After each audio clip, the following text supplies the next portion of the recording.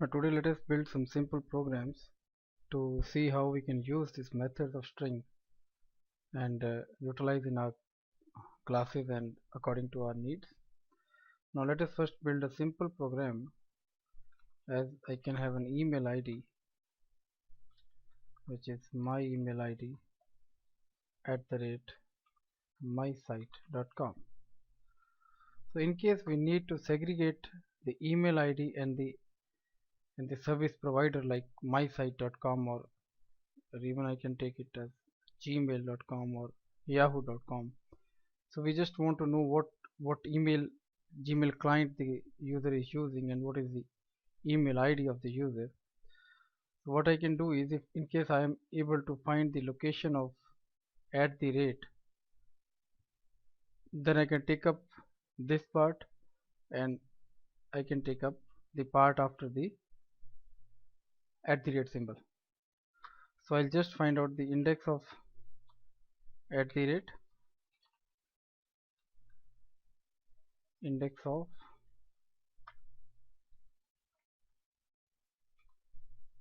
So now I have the position of the symbol, and now I can segregate both the parts.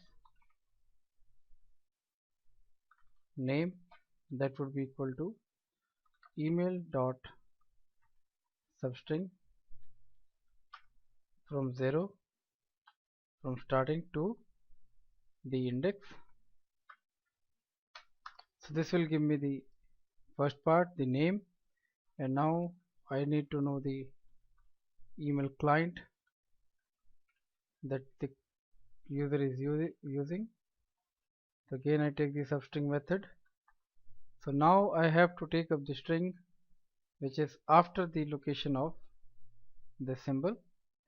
So I'll say index +1 to the end of string. Now because it is going up to the end of string, I need not specify the second parameter.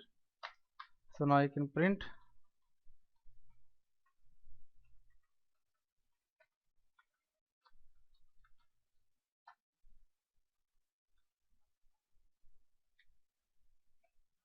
name is name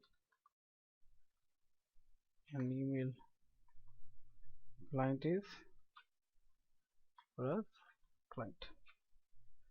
This is a simple example how we can use the index of and the substring method to extract any information out of a given string. So I have got it my email ID and the client is mysite.com. So this is one way how we can use different methods. Now another example we can take is,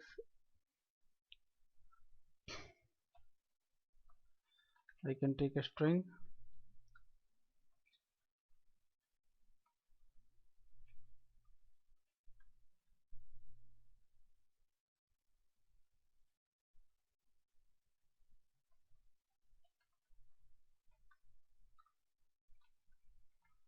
now. In case I want to know the index of is throughout the string test. Now we have the method index of that can give us the first occurrence of the any particular string, and then we can through a loop get to find the various locations of the presence of the substring is within the test. So I'll use the method index of, and with the value to specify from where do we start searching the string. So I'll take a counter, initialize with 0, and I'll use a while true loop, and I can find out the index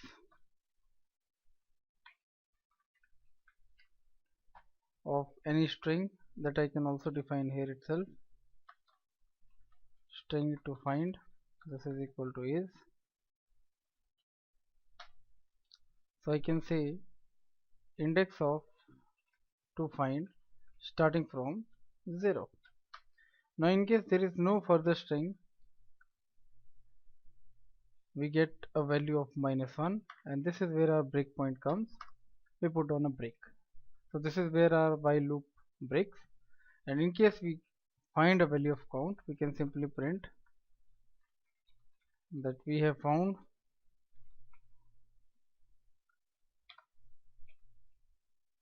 is, now I am putting the is within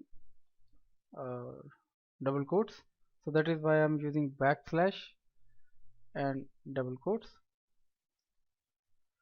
So found is at position which is count. So now I have the position, like I have the position of this is. Now next time I need to search one ahead of the earlier position, so I'll just increment count by 1 and let the loop run by itself.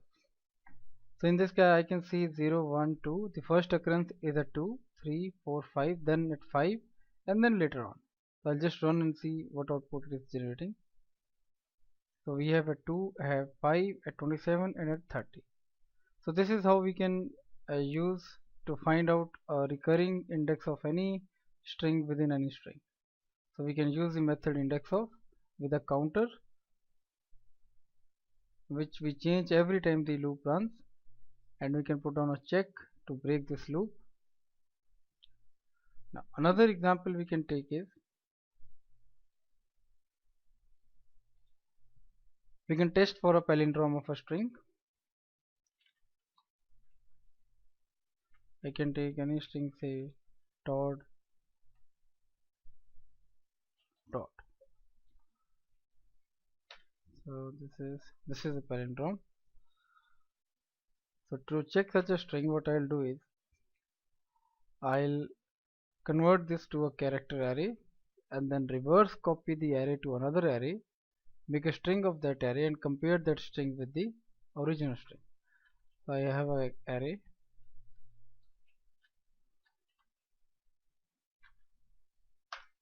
convert this string to a character array, create another array,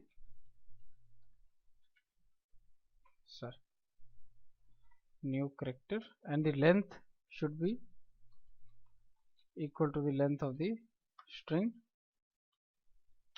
So now I'll put on a loop.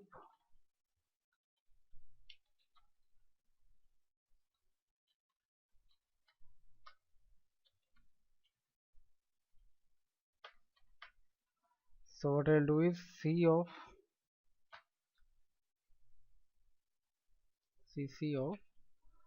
I. Now we are copying from C array to CC array, but what we are doing is we are putting the last character in this array into the first character of this array. So this will be equal to C of C dot length minus 1, which is the last position in case of an array, minus I. So as I increments, this will get filled from the beginning and will have a value which will be copied from C from the last. So after the array gets filled, we can generate a string new palin is equal to new string and pass the array new one to the constructor. So we now have a new string which has been constructed on the array CC that we have just copied from C. And now we can check down if new palin dot equals the old palin. So we can say that this is a palindrome.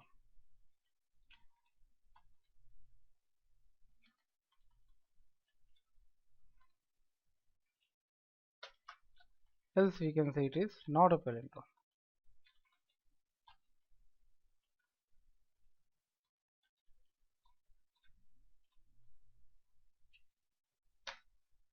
So just check up. It says it is a palindrome, and if I add any string in between, it says it is not a palindrome. This is a more elaborate way of doing the thing. We have another option in string buffer where we can do this in a line or so. So these are some of the examples how we can use the methods that we have seen in string, how we use them to write various programs. So we'll provide some exercises also that I recommend that everybody should go through so that they have a thorough knowledge of how to work with strings. So next we'll see the string buffer and the string builder class.